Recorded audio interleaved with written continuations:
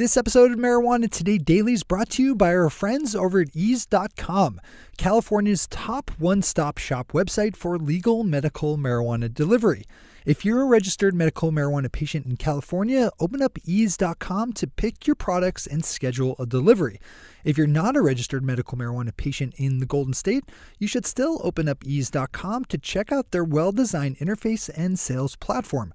One more time, that's ease.com, which is spelled E-A-Z-E, ease.com.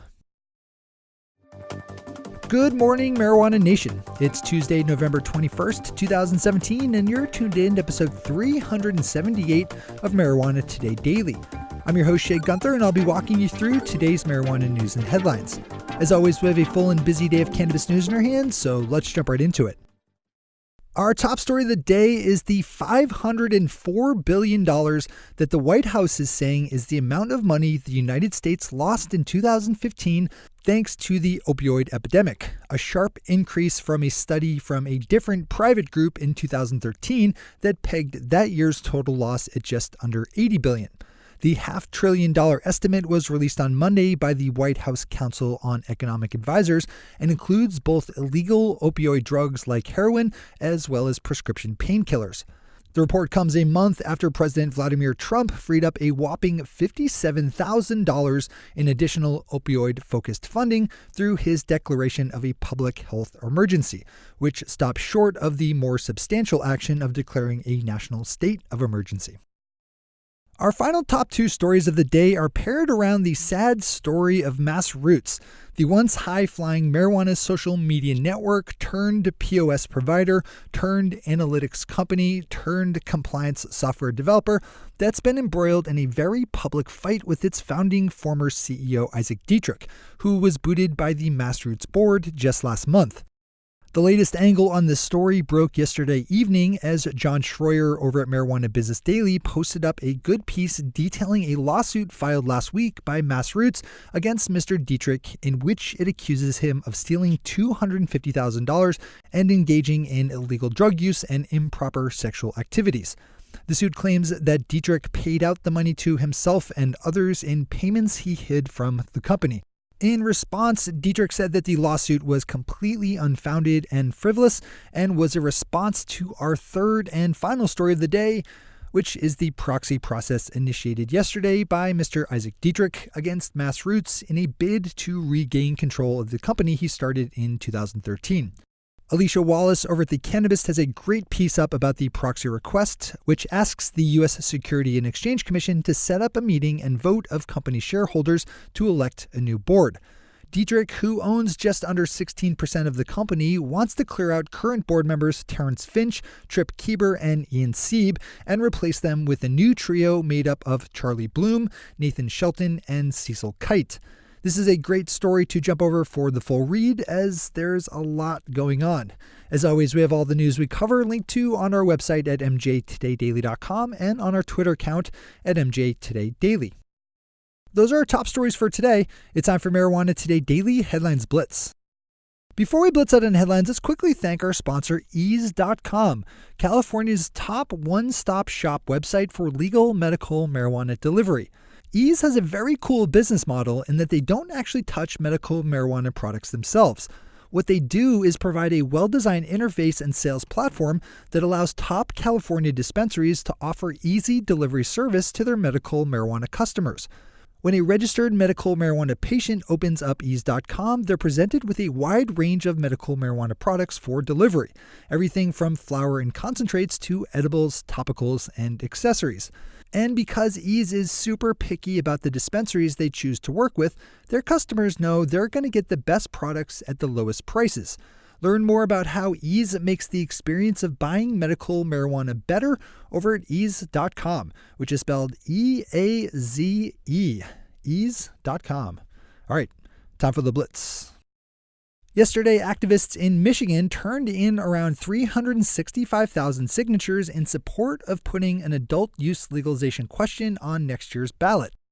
Members of the Michigan Coalition to Regulate Marijuana Like Alcohol held a press conference in Lansing yesterday showing off the boxed up signatures, which totaled well above the 252,523 needed to get on the ballot.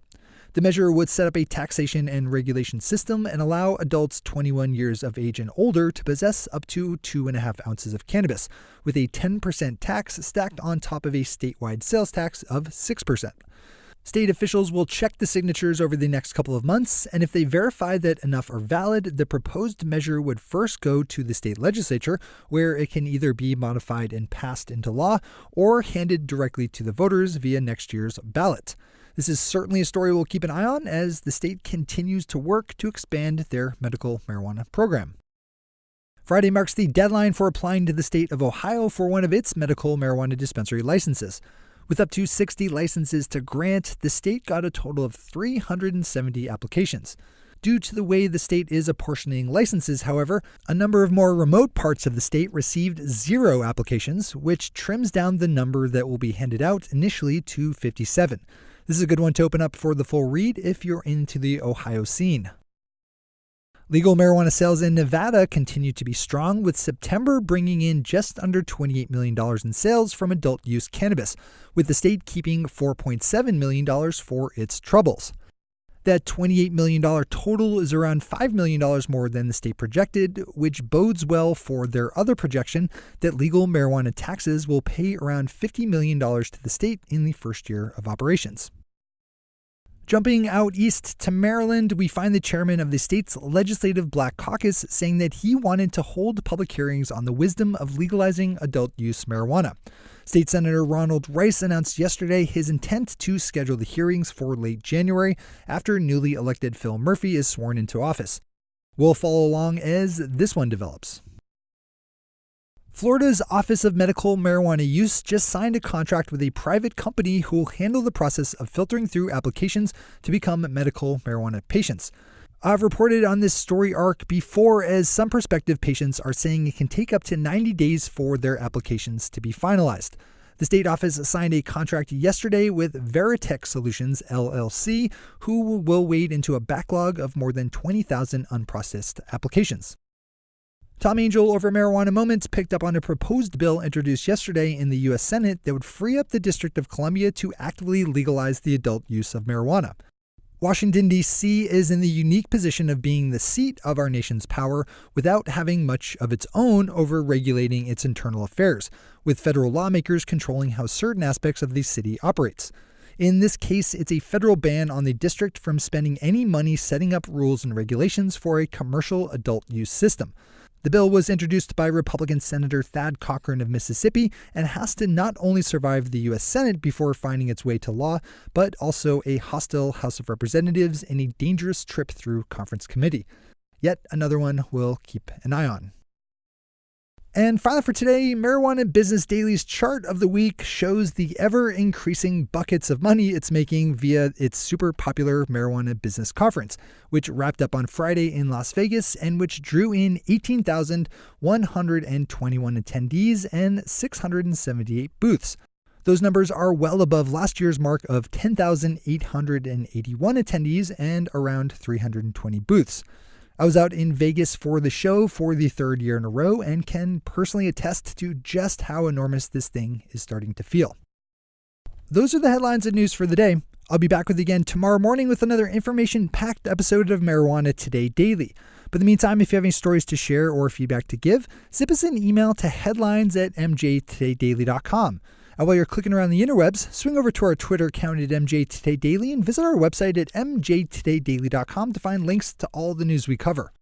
Thanks to our sponsor, Ease, and to all of our awesome patron listeners for the support that makes this show possible.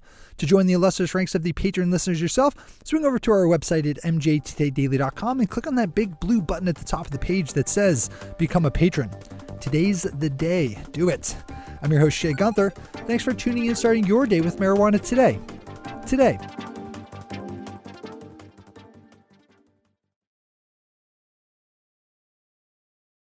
One take, Shay. One take.